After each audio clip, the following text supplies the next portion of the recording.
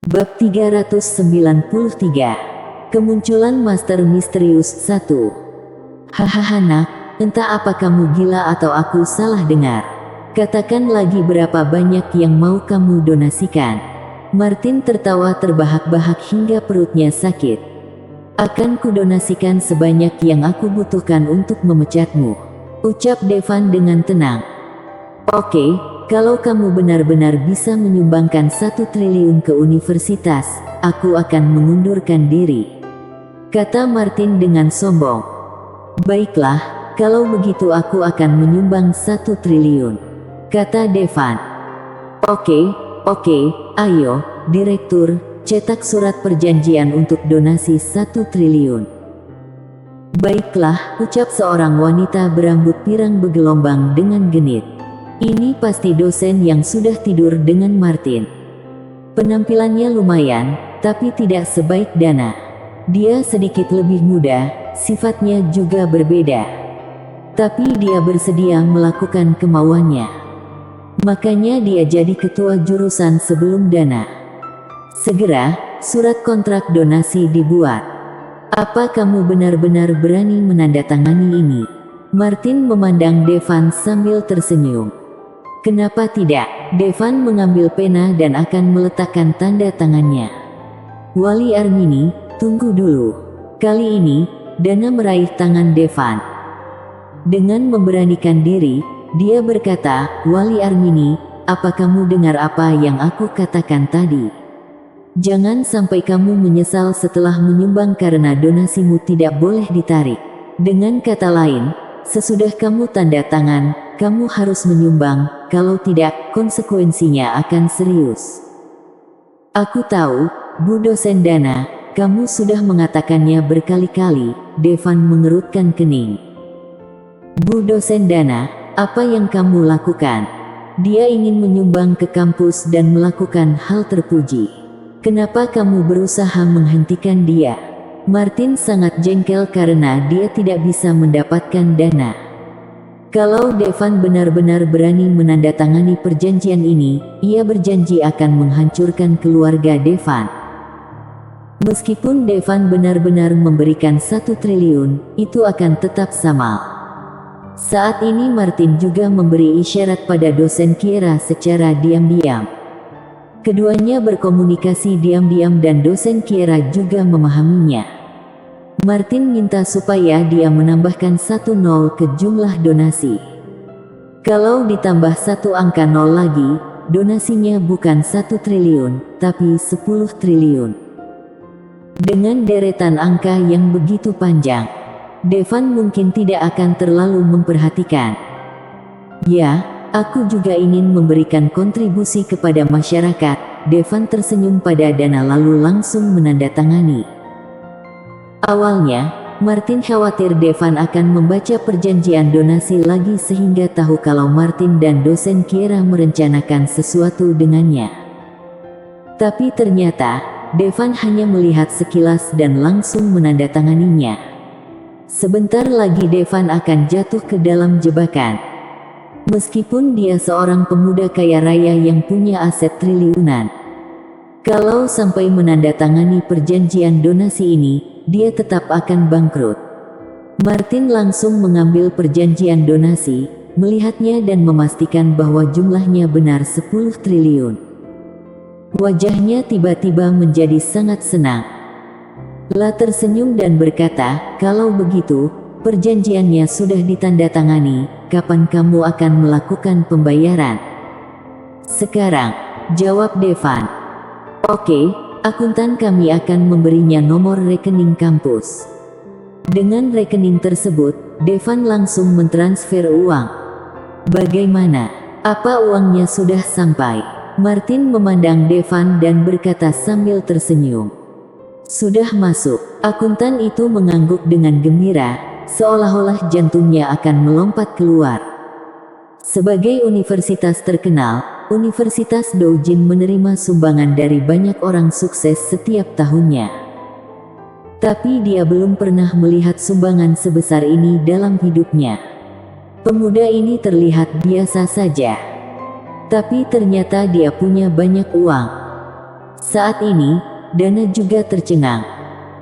Dia kira selama ini Devan hanya menyombongkan diri, sampai akhirnya akuntan mengatakan uangnya sudah masuk. Ternyata Devan benar-benar mendonasikan 1 triliun ke perguruan tinggi. Ya Tuhan, bukankah dia sangat kaya? Tapi bisa-bisanya Dana mengatakan kalau keluarganya sedang dalam masalah. Kalau yang seperti ini saja dia sebut punya masalah ekonomi. Bagaimana dengan dia yang punya gaji bulanan kurang dari 20 juta? Seharusnya lebih rendah dari pengemis. Para petinggi lainnya juga sangat terkejut. Sumbangan sebesar 1 triliun belum pernah terjadi di sejarah perguruan tinggi. Martin, bagaimana sekarang? Bukankah ini waktunya untuk mengundurkan diri? Kata Devan dengan enteng. Haha, aku sudah meremehkanmu. Tidak masalah kalau aku harus mengundurkan diri, tapi donasimu masih Quran. Martin berkata sambil tersenyum.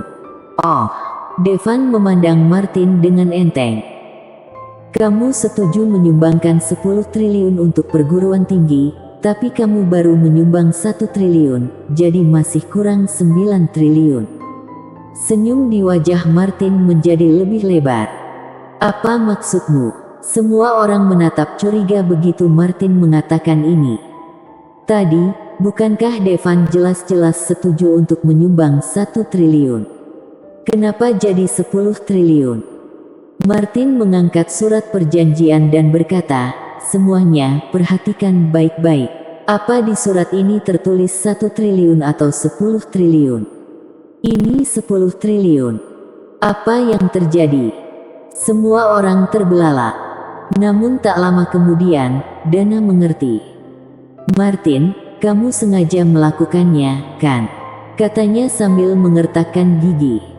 Iya, aku sengaja melakukannya, lalu kenapa? Tapi kenapa dia menandatangani langsung tanpa membaca dulu?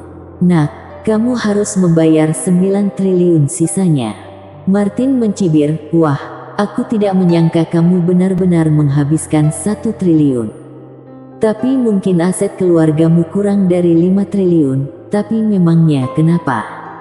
Kamu tetap harus membayar karena keteledoranmu.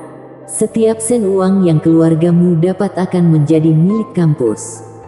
Dekan Martin, bukankah ini sebuah kejahatan? Para petinggi lainnya tidak tahan lagi. Bukankah ini bentuk penipuan? Kalau berita ini tersiar, bukankah orang-orang tidak mau lagi berdonasi? Kali ini, Martin tersenyum dan berkata, kamu tidak perlu khawatir. Dia sudah menyumbang 1 triliun. Kampus kita mungkin tidak perlu lagi sumbangan dalam 100 tahun. Apalagi, dia masih akan menyumbang 9 triliun lagi.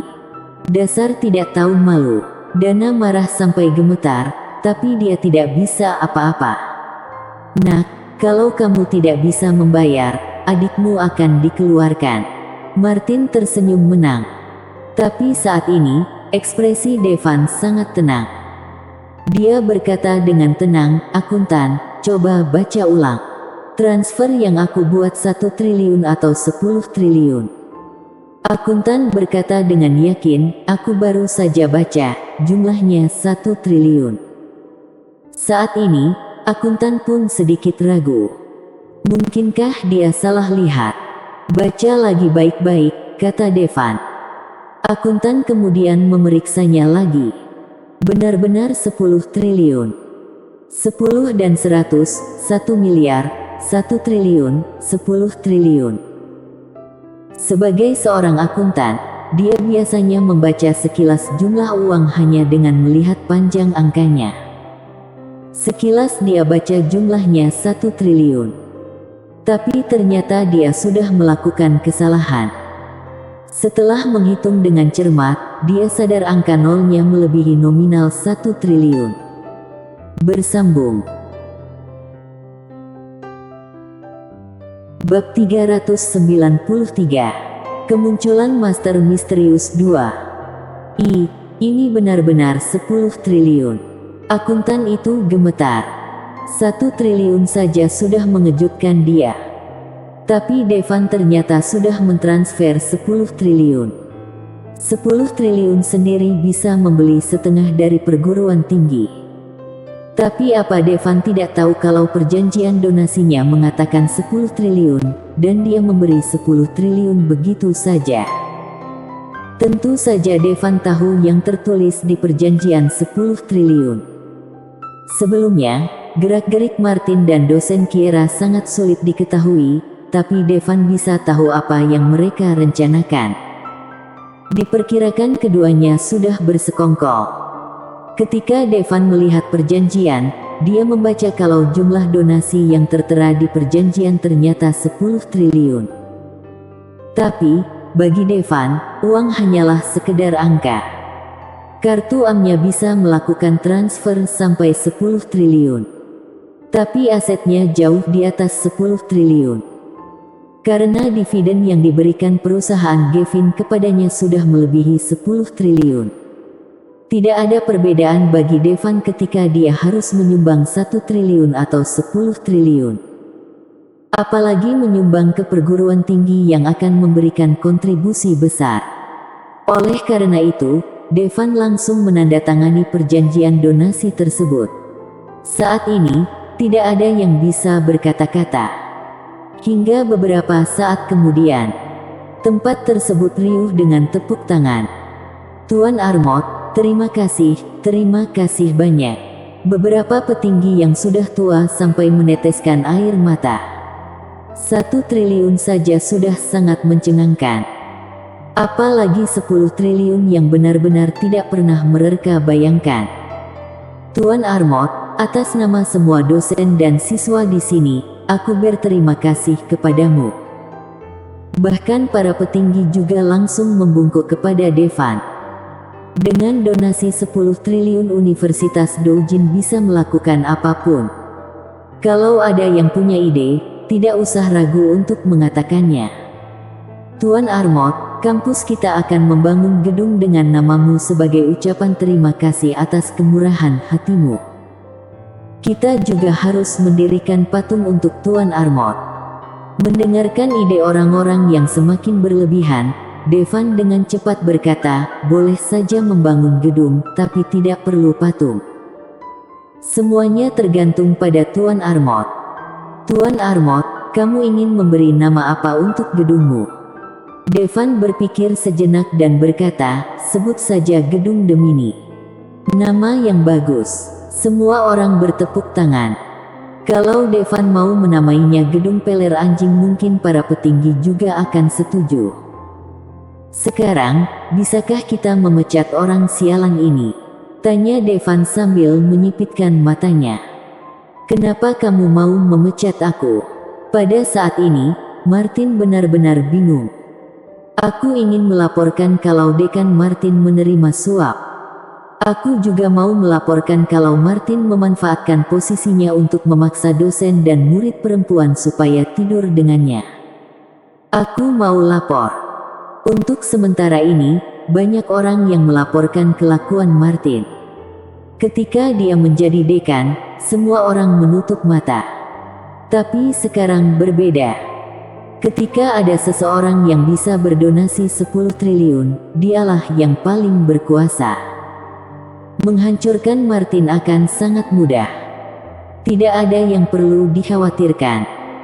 Mendengar bukti semua orang, Martin langsung pingsan. Tamat riwayatnya. Benar-benar usai. Tidak hanya karirnya, dia juga akan masuk penjara. Ngomong-ngomong, menurutku Bu dosen Dana cukup baik dari segi kemampuan mengajar maupun sikapnya. Universitas jangan sampai mengubur bakatnya. Lanjut Devan. Ya, Bu dosen Dana memang bagus. Aku sudah lama merasa kalau dia harus dipromosikan. Yah, jurusan seni Universitas Doujin kebetulan kekurangan wakil dekan, jadi Bu dosen Dana bisa mengambil alih posisi itu. Itu bisa juga. Para petinggi lainnya langsung setuju. Hah, aku sepertinya tidak bisa mengambil tanggung jawab itu. Dana merasakan tubuhnya gemetar. Dia sudah sangat senang menjadi ketua jurusan. Tak disangka, kampus justru menawarkan posisi wakil dekan jurusan seni. Meskipun posisinya tidak sebaik Martin, tapi dia juga masuk jajaran petinggi. Sesaat dia panik. Apa yang Bu dosen Dana katakan? Kemampuanmu pantas menjadi wakil dekan. Itu benar. Para petinggi segera datang untuk berjabat tangan dengan Dana dan memberi selamat padanya. Tentu saja karena orang ini yang Devan tunjuk. Mana berani mereka meremehkan Dana. Kalau bisa jadi dekan dengan mudah, mereka akan menjadikan Dana sebagai dekan. Melihat sekelompok petinggi yang biasanya Dana takuti, tapi sekarang mereka mengangguk dan membungkuk untuk memberi selamat padanya. Dana seakan sedang bermimpi. Dia menatap Devan. Siapa orang ini?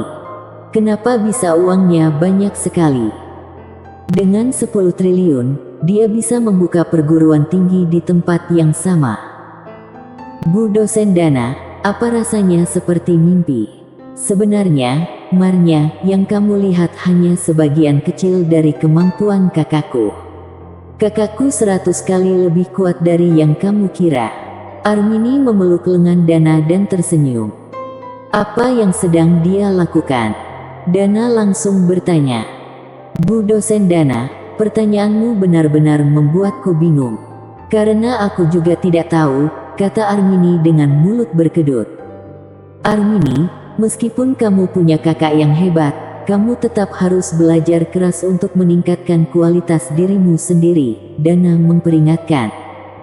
Aku tahu, Bu dosen Dana. Kepala Armini mengangguk seperti ayam mematuk nasi. Bagus. Dana mengusap kepala Armini. Kalau begitu apa hari ini aku boleh tidak masuk kelas? Tanya Armini sambil mengedipkan mata. Jelas tidak boleh. Dana mendengus, ngomong-ngomong, sebentar lagi kelasku akan mulai. Aku akan bersiap dulu. Armini, kamu tidak boleh absen di kelasku. Armini cemberut. Tidak apa-apa, aku akan menemanimu ke kelas nanti. Ucap Devan pada Armini yang terlihat cemberut. Terima kasih kakak. Armini dengan gembira langsung mencium wajah Devan. Melihat ini, ekspresi Dana berubah kaget. Dia bukan kakak kandungku, kata Armini dengan wajah memerah. Oh, Dana mengangguk mengerti. Selanjutnya Devan menemani Armini ke kelas. Perasaan Armini benar-benar beda. Devan sudah menyumbangkan 10 triliun untuk perguruan tinggi ini, rasanya seperti seluruh perguruan tinggi jadi miliknya. Dan ada juga gedung kampus yang akan dibangun. Tentu saja dia tahu kenapa Devan menamai gedung pengajaran itu Gedung Gemini. Itu adalah gabungan namanya dan Devan memikirkan akan ada gedung kampus dengan namanya. Armini sangat senang. Dia berharap gedung itu segera dibangun. Dia ingin melihatnya sebelum lulus. Asalkan punya cukup uang, gedung akan bisa cepat selesai. Perguruan tinggi hanya membutuhkan waktu 2 bulan untuk menyelesaikan pembangunan Gedung Gemini. Di kelas tari, Devan sama sekali tidak bosan. Kebanyakan yang memilih jurusan tari adalah perempuan, ada yang gemuk dan kurus, tapi mereka sangat cantik. Dana juga mengenakan pakaian tari dan memperagakannya secara langsung. Tak disangka, penampilannya dalam balutan pakaian tari ternyata jauh berbeda dari biasanya. Ya, asetnya cukup besar. Tepat ketika Devan sedang mengagumi prawanita muda dan anggun, terjadi sesuatu yang besar di Antares. Keluarga kerajaan milenium tingkat 3, Klan Fama. Seorang pria yang memegang golok Selene muncul di antara Klan Fama. Dia mengenakan pakaian aneh dan dekorasinya juga aneh. Siapa yang beraninya masuk ke benteng Klan Fama? Seorang putra suci Klan Fama berteriak tajam. Putra suci ini adalah Celestial Omega Bintang 3. Puff. Begitu dia berbicara, kepalanya langsung melayang. Celestial Omega Bintang 3 mati seketika. Pria dengan golok Selene menghirup darah dari pedangnya dan berkata dengan puas, pembantaian akan dimulai. Saat berikutnya, dia bergegas langsung ke klan Fama. Golok Selene di tangannya seperti senjata ajaib. Dalam sekejap, tubuh orang bisa terbagi menjadi beberapa bagian. Celestial Omega Bintang 4 terbunuh seketika. Bahkan Celestial Omega Bintang 5 juga terbunuh seketika. Leluhur mereka langsung terbunuh seketika. Bersambung.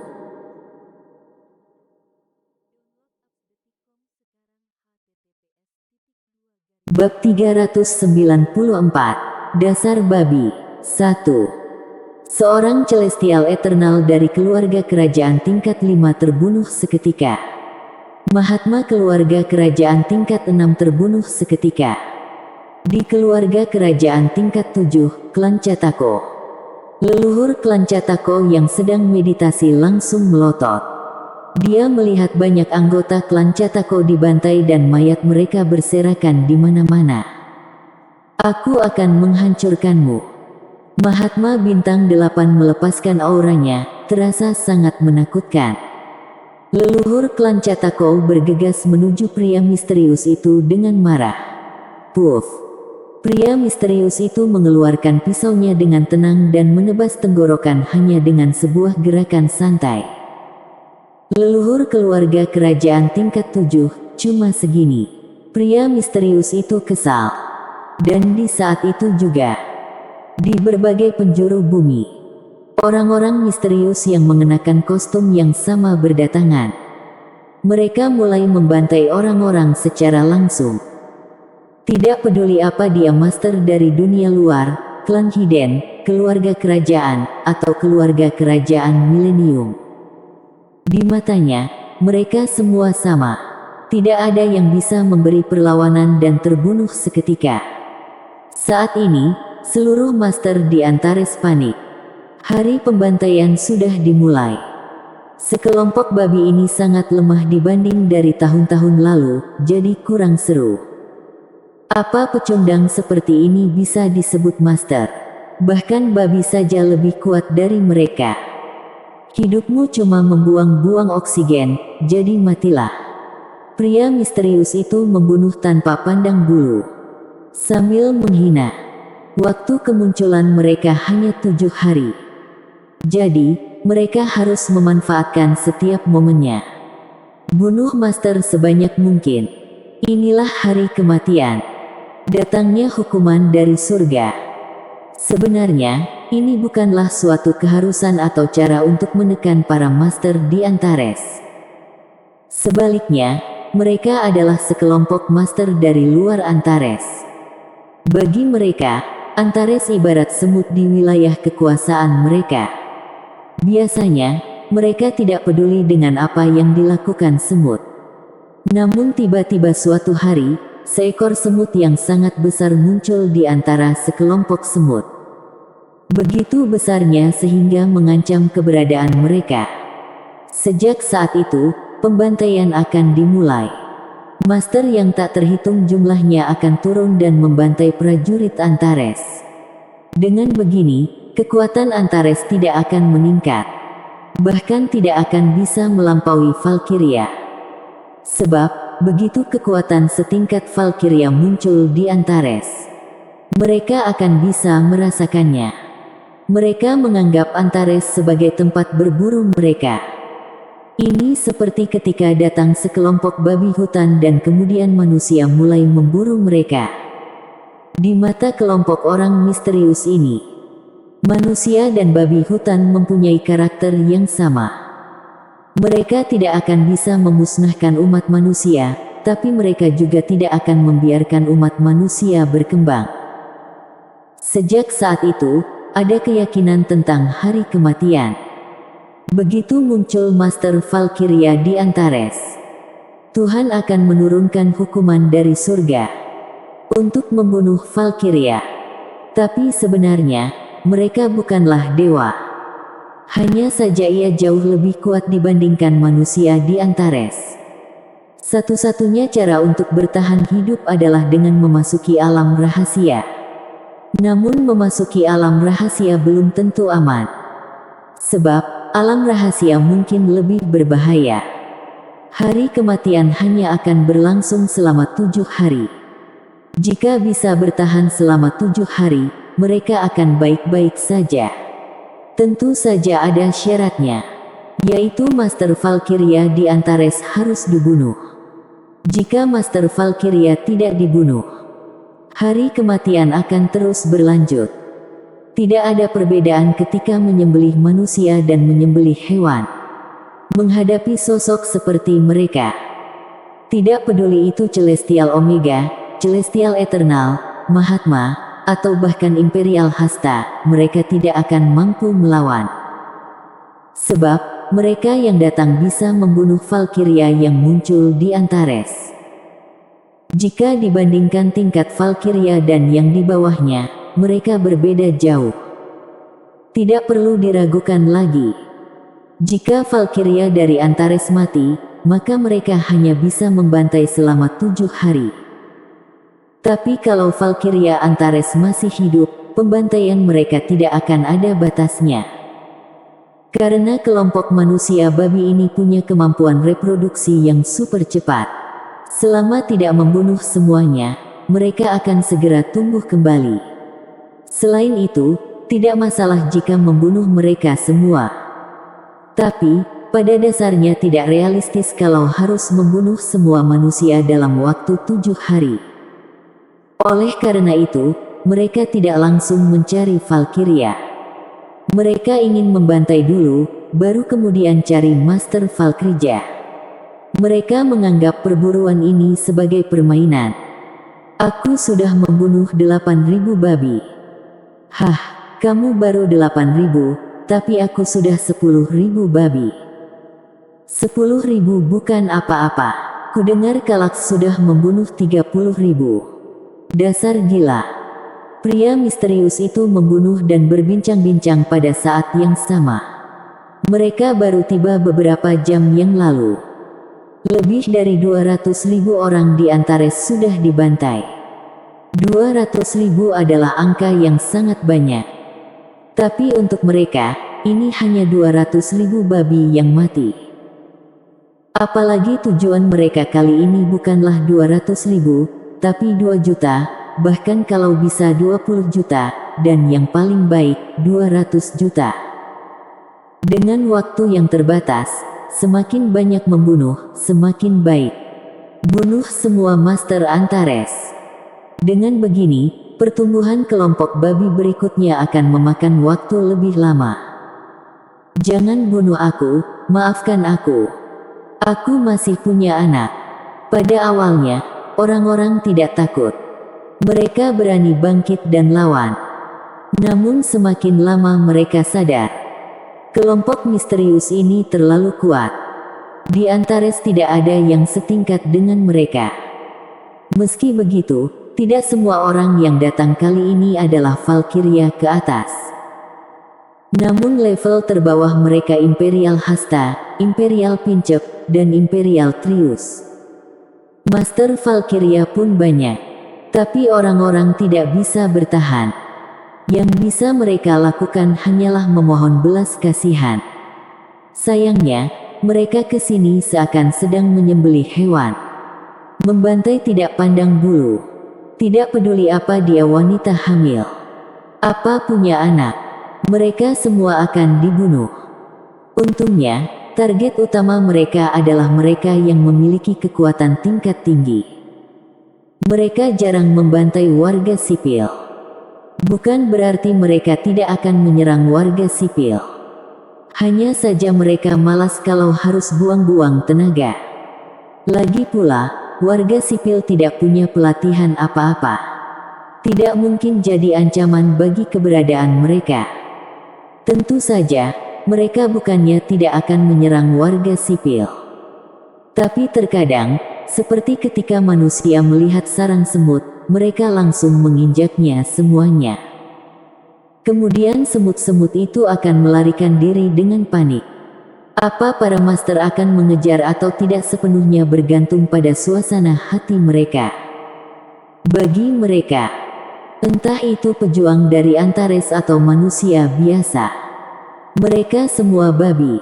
Bersambung. Bab 394. Dasar babi. 2. Di Douma. Apa master keluarga kerajaan milenium sudah tiba? Rasa malu yang diderita kerajaan Douma harus dihapuskan, kata Kaisar Douma dengan wajah dingin. Waktu itu, seorang dari negara Al-Sutra datang ke Douma dan membunuh beberapa Celestial Eternal Douma. Hal ini membuat Kaisar Douma sangat marah. Dia segera menghubungi keluarga kerajaan milenium di Douma dan bersiap mengumpulkan para master untuk pergi ke negara Al-Sutra. Dia harus balas dendam pada negara Al-Sutra. 800 master keluarga kerajaan milenium dari Douma sudah tiba.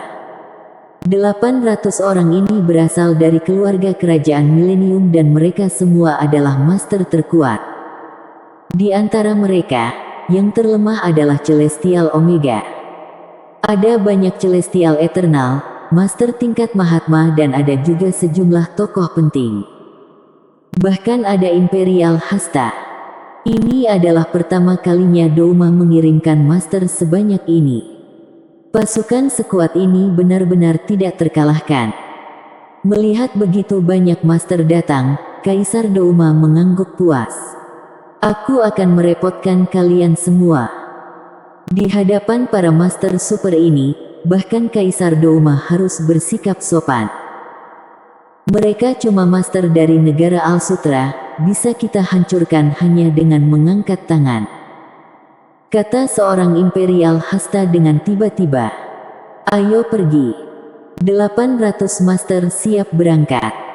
Namun, pada saat ini, sesosok muncul di atas semua orang. Kalian beruntung. Ternyata ada begitu banyak babi yang kuat di sini. Sosok itu mengenakan pakaian ketat seperti laba-laba. Dia juga berbicara dengan logat Douma. Goblok, beraninya kamu menyebut kita babi. Bunuh dia. Master di bawah marah. Mereka adalah master terkuat di Douma, tapi mereka disebut babi, itu sangat menghina. Pria misterius itu tidak berbicara lagi, dia mengulurkan telapak tangannya dan menepuknya ke bawah dari udara. Kemudian, telapak tangan sebesar gunung menghantam 800 master. Para master Douma akhirnya sadar seberapa hebat orang ini. Mereka melawan dengan seluruh kekuatan mereka. Boom! Terjadi ledakan keras. Separuh kota menjadi reruntuhan karena serangan ini. Termasuk 800 master Douma. Mereka akhirnya sadar kalau memohon belas kasihan tidak ada artinya. Yang bisa mereka lakukan hanya bertarung. Hanya dengan bertarung, ada peluang untuk bertahan hidup.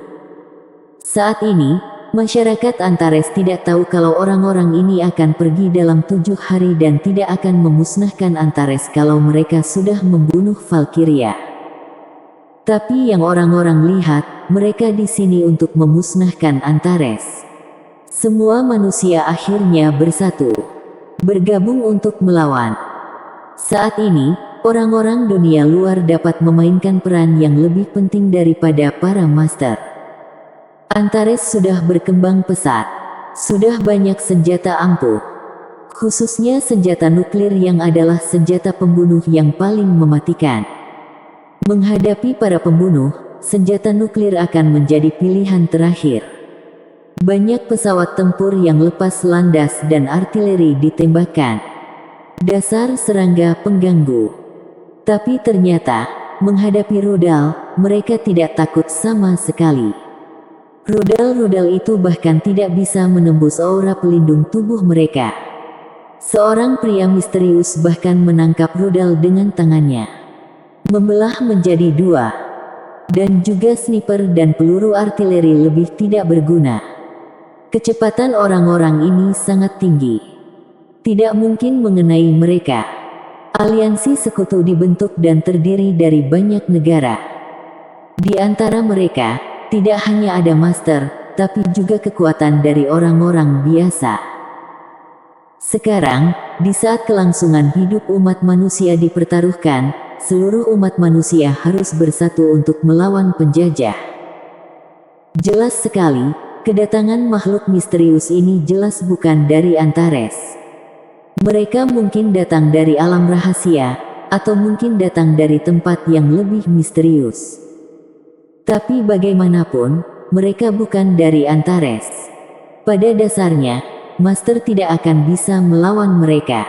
Bahkan keluarga kerajaan tingkat 8 tidak bisa menahan serangan mereka. Seorang perwakilan Master berkata dengan sangat serius. Jumlah Master yang mati baru-baru ini bahkan lebih dari yang mati dalam puluhan tahun. Sebagian besar perang di masa lalu adalah perang antara orang-orang biasa. Korbannya sangat besar, mungkin sampai puluhan juta. Tapi kali ini, bahkan banyak Master yang tewas. Kita cuma punya satu kartu truf terakhir. Kalau kartu truf ini tidak berguna, maka umat manusia akan benar-benar musnah. Seorang komandan tentara menghela nafas panjang. Yang disebut kartu truf terakhir tentu saja senjata nuklir. Namun penggunaan banyak bom nuklir dalam satu waktu akan berdampak besar pada Antares, sehingga mayoritas anggota aliansi harus setuju.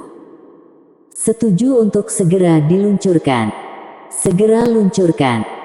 Semua pemimpin mempunyai pemikiran yang sama. Lagi pula, jika seluruh manusia di Antares dibantai, maka Antares tidak akan ada lagi. Tentu saja, meskipun semua senjata nuklir Antares diluncurkan pada saat yang bersamaan, mustahil untuk menghancurkan Antares. Paling-paling, akan membuat Antares tidak layak untuk dihuni manusia. Karena mereka menyerbu kita, itu berarti lingkungan hidup mereka mirip dengan kita. Bahkan jika kita kalah dalam pertempuran ini, kita tidak akan membiarkan mereka tinggal di sini dengan nyaman. Itu benar. Segera berikan perintah peluncuran. Beberapa pemimpin negara kecil berkata dengan marah. Tentu saja, mereka juga memainkan peran penting pada akhirnya. Dan juga pemimpin dari 5 negara adidaya. Beberapa pemimpin negara adidaya saling memandang. Lalu, mereka semua mengangguk. Umat manusia akhirnya akan menggunakan senjata terlarang.